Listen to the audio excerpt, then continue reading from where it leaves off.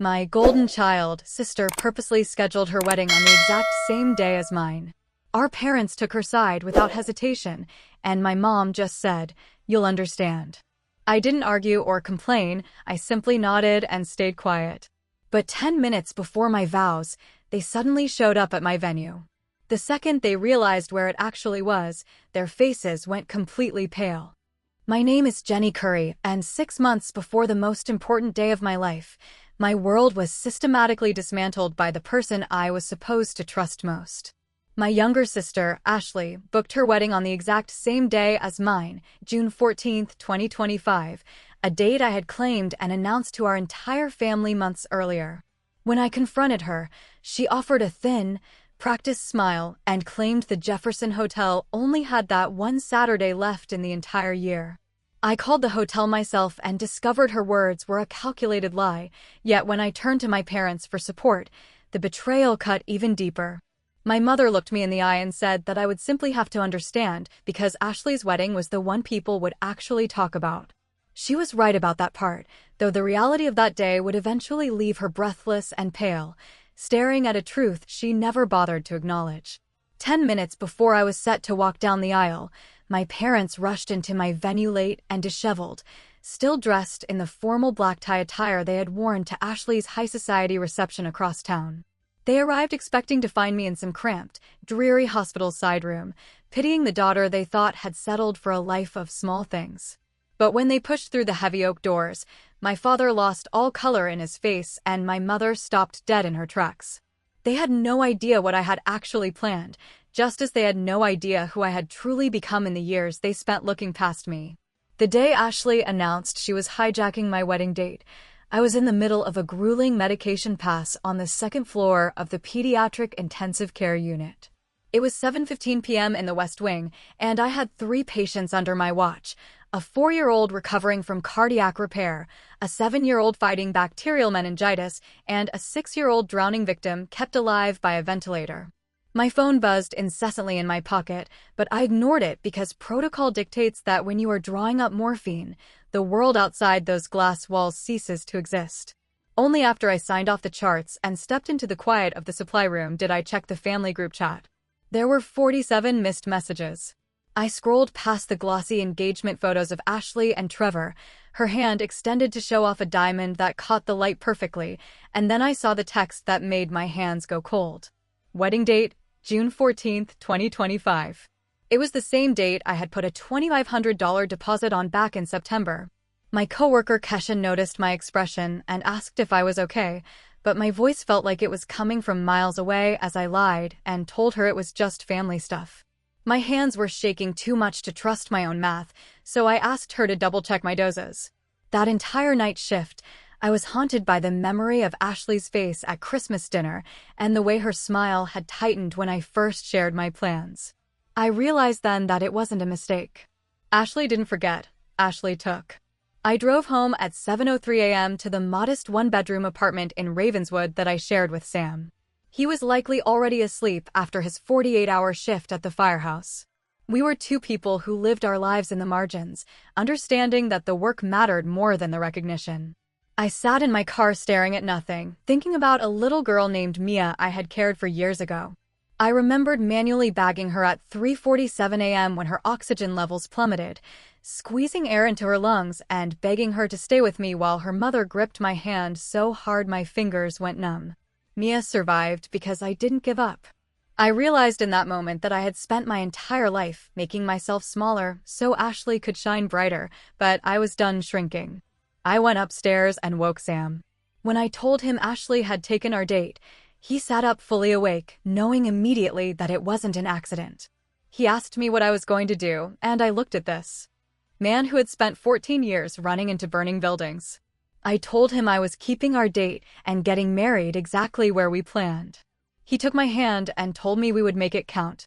To understand why this hurt so much, you have to look back at Christmas 2024. We were gathered at my parents' $900,000 townhouse in Lincoln Park. The house smelled of rosemary and expensive candles, and everything was perfectly coordinated. Ashley and Trevor had arrived first, and within minutes, the conversation was dominated by Trevor's $240,000 salary at Goldman Sachs and the $12 million tech deal he had just closed. My parents beamed at them, hanging on every word about their potential new condos and the generosity of Trevor's wealthy parents. Sam stood by the bookshelf, a quiet observer. My parents had met him 3 times, and each time they treated him like a reliable appliance, nodding politely when he spoke of rescues, but never truly engaging. At dinner, Ashley and Trevor received the first servings of prime rib, followed by my parents, and then finally Sam and me. When my mother asked Ashley about work, my sister boasted about her $380,000 in oncology drug sales and her upcoming all-expenses-paid trip to Cabo. When the attention briefly turned to me, I mentioned the high census at the hospital and the RSV season, only for my mother to offer a hollow 3 seconds of sympathy before my father pivoted the conversation back to Trevor and the stock market. I waited until dessert to make my move. I set down my fork and announced our engagement, the candlelight catching the white gold band of my ring. My mother's first comment was that it was small. She didn't see the 8 months of $400 installments Sam had saved to buy it. She only saw the lack of status. When I told them the date was June 14th, Ashley's jaw tightened for a fraction of a second before she masked it with a comment about how soon that was. She spent the next 12 minutes in the kitchen, and when she returned, her eyes were sharp and focused. On the drive home, Sam remarked that she looked hungry for something other than pie. In my family, Ashley was the golden child because she achieved things my parents could quantify. She had a high-paying sales job, a luxury Audi, and 250,000 followers on Instagram who validated her every move. I was a nurse making $68,000 a year, driving a paid-off Honda, and living a life that didn't photograph well for social media. At every milestone, the disparity was clear. For my 16th birthday, I received a 15-year-old car with a check engine light to teach me responsibility. For Ashley's 16th, she received a brand new Jetta with heated seats. When I graduated from nursing school with $38,000 in debt, we went to Olive Garden. When Ashley graduated debt-free a year later, they threw a massive catered party and toasted to her drive and ambition.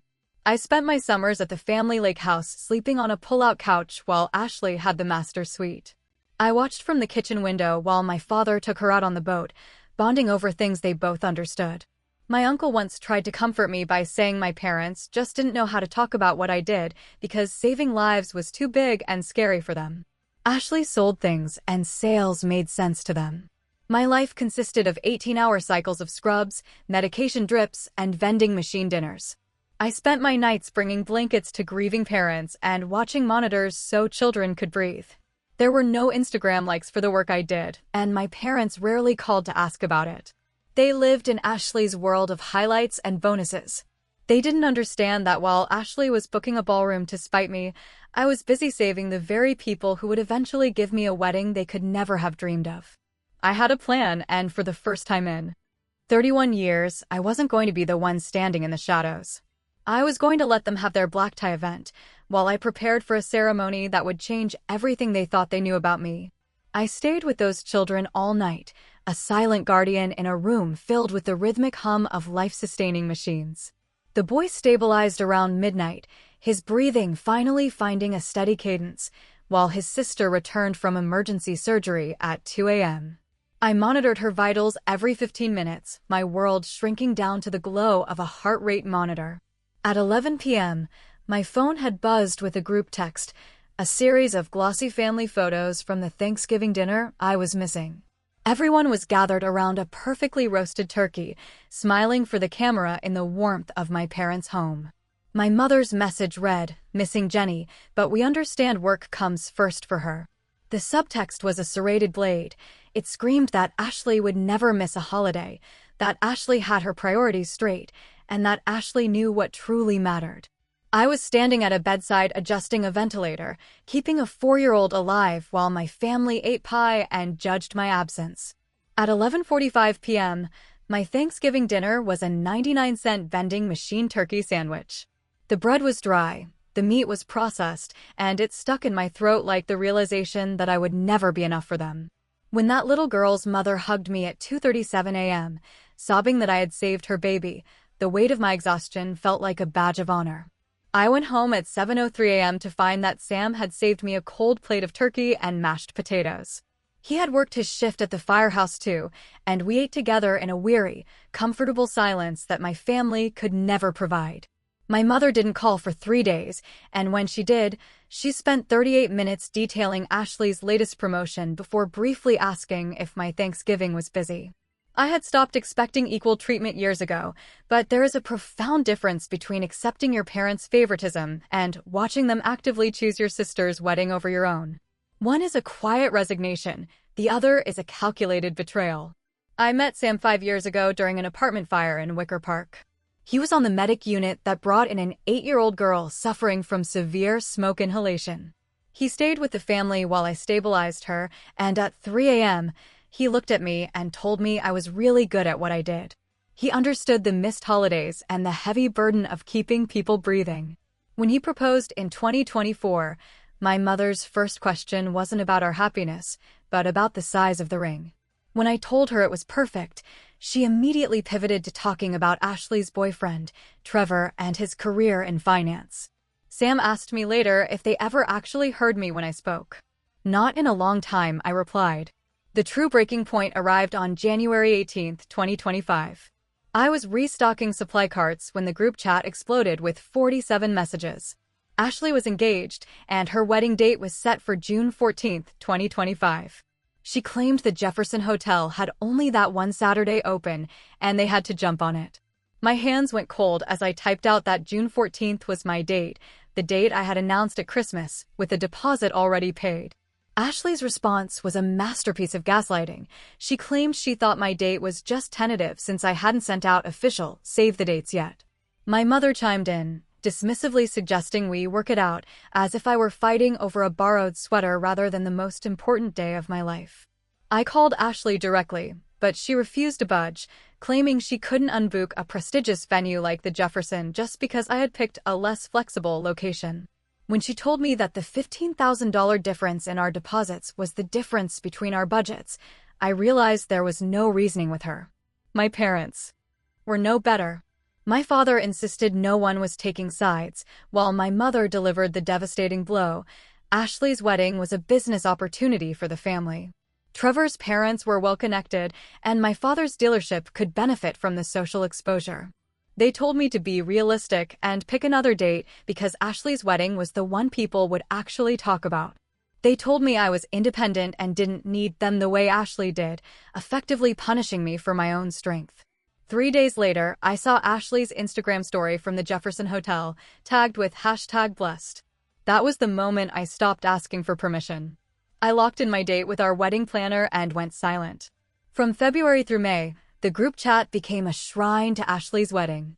Every menu tasting and dress fitting was broadcasted to the family. When Ashley posted her $6,000 Vera Wang gown, my parents paid for it in full. When my mother offered to help with my dress because money was tight, I told her I had already bought one. She assumed I had settled for something cheap and simple, never imagining the $2,400 silk crepe gown I had paid for with my own hard-earned money. By March, the fallout was clear. Out of 68 mutual family members and friends, 61 chose Ashley's black tie affair over mine. Aunt Carol even sent an email saying they had already bought their formal outfits for the Jefferson and would take us to dinner after our honeymoon as a consolation prize. Only my cousin Bryce had the courage to tell me privately that the whole situation was messed up. In April, Ashley tried to bait me by asking if I was getting married at City Hall or a park. I didn't give her the satisfaction of an answer. I let them believe I was having a small, sad ceremony that was beneath their social standing. What they didn't know was the story of Mia Hartley. In 2021, I was the primary nurse for a 6-year-old girl fighting acute lymphoblastic leukemia. I stayed by her bedside through 8 consecutive 12-hour shifts, promising her father I wouldn't go anywhere. She pulled through, and in gratitude, the Hartley family donated $12 million to the hospital to build the Brennan Family Pavilion. It featured a stunning rooftop ballroom with floor-to-ceiling glass overlooking the Chicago skyline. Because of the bond we shared, Michael Hartley had offered me the venue for my wedding. I booked it on September 16th, and the Hartleys personally ensured every premium fee was waived.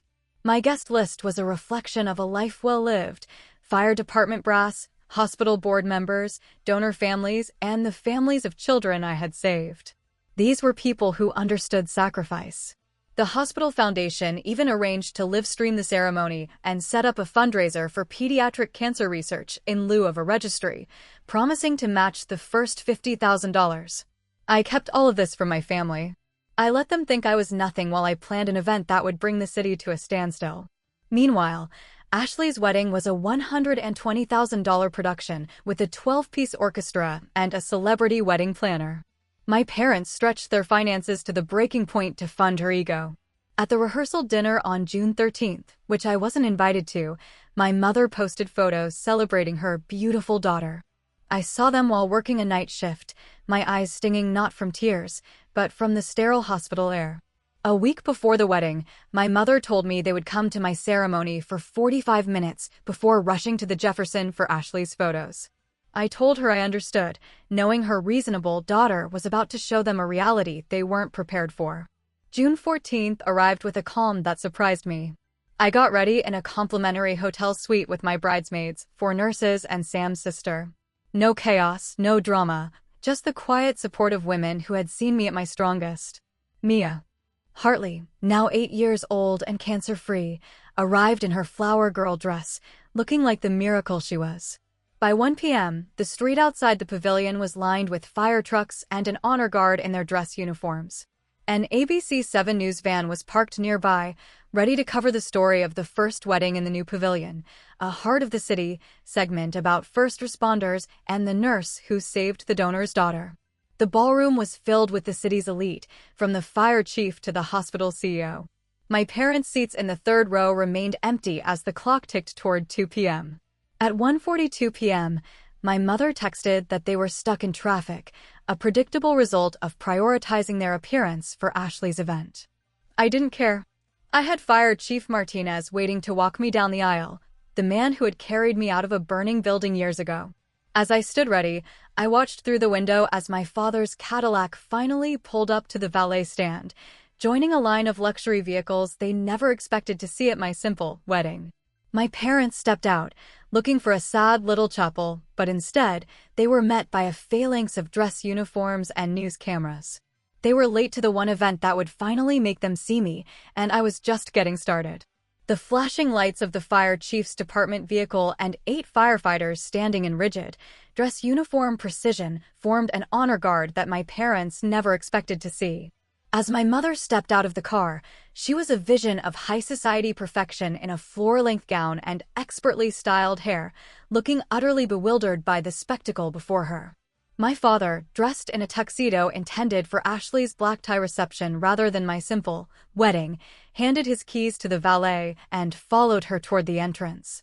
They walked past the prominent donor plaques and the gold lettering of the foundation ballroom, likely still expecting a cramped hospital chapel. When they finally pushed through those heavy doors, they didn't find a small, sad gathering.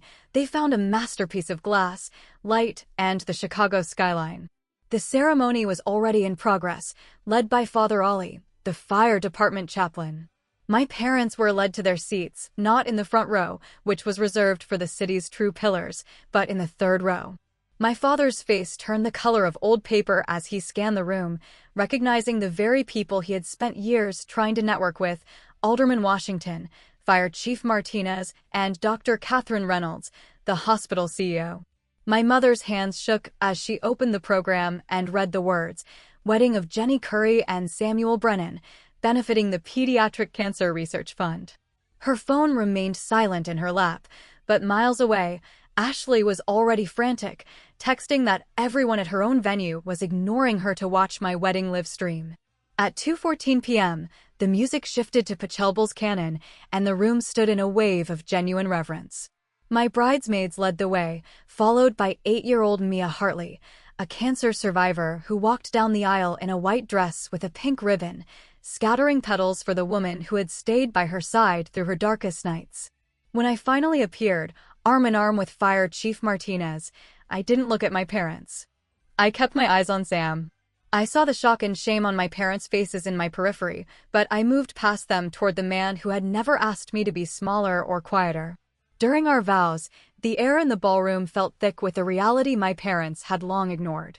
Sam spoke of the late nights and the blood-stained shifts, calling me his home and his best choice. When it was my turn, my voice was steady as I told Sam that he was the only one who truly saw all of me. We exchanged rings, and as Father Ollie pronounced us husband and wife, the room erupted in a roar of joy that no amount of money could buy. We exited to the terrace for photos, and while the reception began, my parents sat at table 8, tucked away near the back. They whispered about having to leave for Ashley's, yet they couldn't seem to pull their eyes away from the life I had built without them. The most devastating blow came at 3:08 p.m. when Michael Hartley stood to give a toast. With Mia sitting on his lap, he told the room the story of the nurse who fought for his daughter like she was her own. He explained that their $12 million donation to the hospital was inspired by a single photograph of me holding Mia's hand. My mother's face went white, and my father stared at his hands, realizing that the daughter they dismissed had inspired a legacy worth more than all of Ashley's sales commissions combined. Fire Chief Martinez followed, calling us the backbone of Chicago, the people who run toward the fire while everyone else runs away. My father looked broken. He hadn't even known I'd nearly died in a fire 6 years ago because he had never bothered to ask. By 4 p.m., the live stream had reached over 1,200 viewers. Guests at Ashley's early cocktail hour were huddled over their phones, captivated by the substance of my wedding while they waited for the hollow image of hers. My mother eventually approached me, flanked by the city's elite, to say they had to leave for Ashley's. I remained calm and steady, thanking them for coming before turning back to my conversation with the alderman. They slipped out at 4:20 p.m., missing the cake cutting, the first dance, and the announcement of the fundraiser total. As they passed the alderman, he gave my father a cold, barely polite nod, noting their early exit with visible disdain. The night ended with a grand total of $235,000 raised for pediatric cancer research. The live stream would be viewed thousands of times over the following week, with strangers commenting that the world needed more people like us. Meanwhile, Ashley's wedding was a beautiful, expensive production that felt strangely empty. Her Instagram posts were met with comments praising my fundraiser instead of her Vera Wang dress. The next morning, I woke up to a 4-minute voicemail from Ashley, screaming that I had ruined her life and that she would never forgive me for making people compare us. I deleted it without a word. 2 weeks later, I met my parents on neutral territory at a Starbucks. My mother's makeup couldn't hide the exhaustion in her eyes. When my father accused me of making them look like fools, I told him the truth. They chose Ashley, and they chose wrong. I told them I was done accepting scraps of their attention and being treated as the backup child. I laid out my terms: therapy, real acknowledgement, and an end to the 40-minute phone calls about Ashley. I stood up and left them sitting there in silence, finally realizing that I didn't need their validation to be whole. 3 months later, I was back in the PICU when Mia Hartley came in for a checkup. She hugged me and asked if I was happy. I looked around at my chosen family, the nurses, the doctors, and the memories of the children we had saved, and told her that I truly was. My parents are trying now, slowly and imperfectly, while Ashley remains silent. My mother recently admitted in therapy that she favored Ashley because she thought I didn't need her. I told her I did need her. I just stopped showing it. People still talk about June 14, 2025. They don't talk about the champagne tower or the celebrity planner. They talk about the wedding that had a soul. My parents chose the image they wanted to project, but I chose the life I wanted to lead. And in the end, that is the only choice that stays with you.